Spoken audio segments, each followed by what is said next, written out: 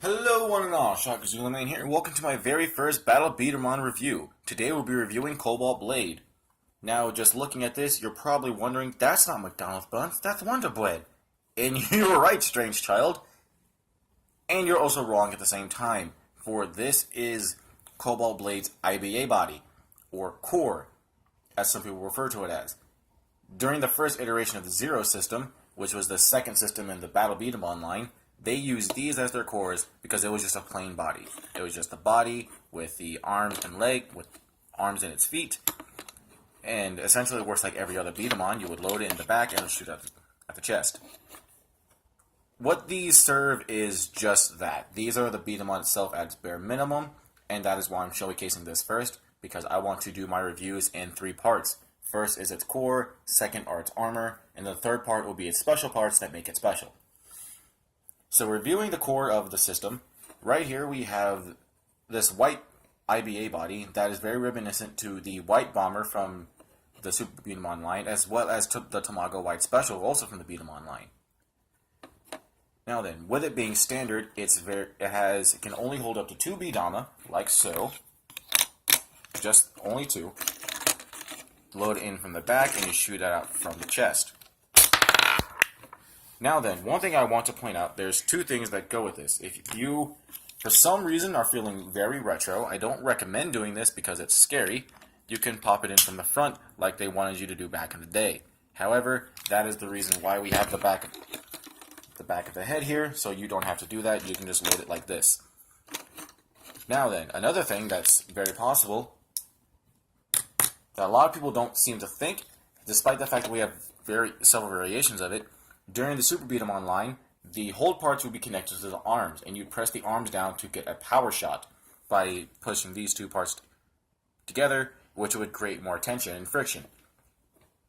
This is also shown in the Crossfight series, I believe. I get Crossfight and Crossfire confused, where you would press down on the arms and it will do something called an emblem charge.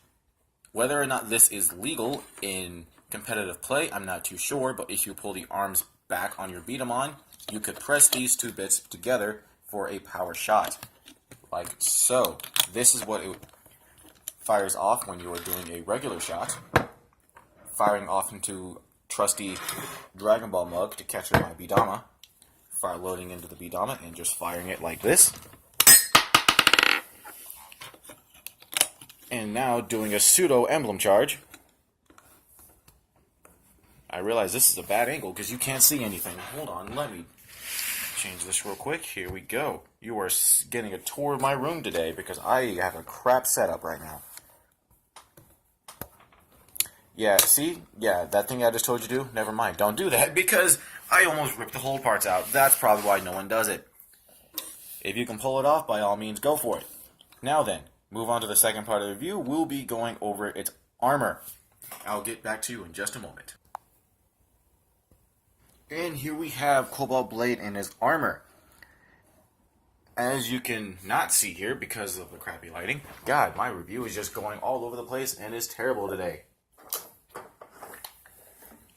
That should be better. Yes, that's much better. Okay, so here we have Cobalt Blue, Cobalt Blue. I mean, that is a color. So here we have its speed armor and all of its glory. This doesn't do anything other than make it look nice, and that it does very well. Seeing as though you can actually see it very well from here. This is the Sonicon version, meaning it has the stickers on it have the nice shine to its flames on not just its helmet, but its shoulder pads and their gauntlets as well. This just gives it a lot of personality. On my feet stickers actually come off very easily, so I can see why Rollout doesn't like stickers. Giving more use of this, its anime eyes give it a lot of personality. It makes it stand out. I imagine if it did have a personality, it would be something similar to Metabee. That's probably because its horn here makes it look like a beetle, in my opinion. Speaking of the horn, that is its one thing that can be used. If you are firing with it, you could look at the horn and use that as a sight. Though that is debatable, some people recommend just firing off because it's not a very reliable sight. Other than that, it is just a beautiful shooter. I recommend it to anyone just for collector's purposes. I'll be moving on to the Power Wing now. We now have a completed Cobalt blade with the Cobalt Power Wings. Remember what I was saying earlier about pressing these parts together? Well, this does that for you. Now you don't have to risk ripping your whole parts out in order to give a powerful shot. Like so.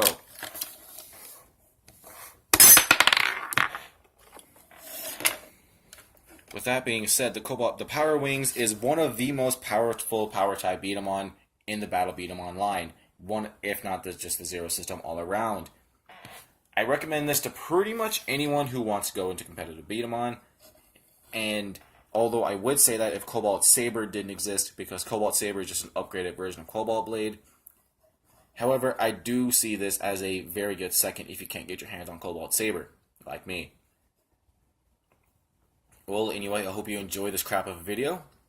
Comment, rate, subscribe, and as always, keep your swag.